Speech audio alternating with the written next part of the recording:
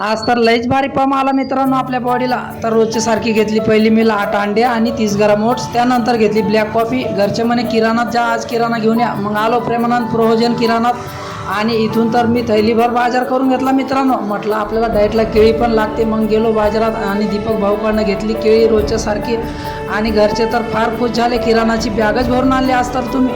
मग निघालो जिमसाठी आणि पहिले आईच्या पडलो पाया, मग नंतर जिमला पोहोचून बजरंगबलीचे घेतले दर्शन आणि आज मी केला शोल्डर वर्कआउट। तर शोल्डर वर्कआउटचे केले मी हे 5 वर्कआउट, एका वर्कआउटचे केले 4 सेट आणि 15 रेपिटेशन। माझे शोल्डर तर खतरनाक कम झाले मित्रांनो। मग शेवटी शरीर पण मोकळं करून घेतलं, म्हटलं याच्याने आपली मसल पण वाढते।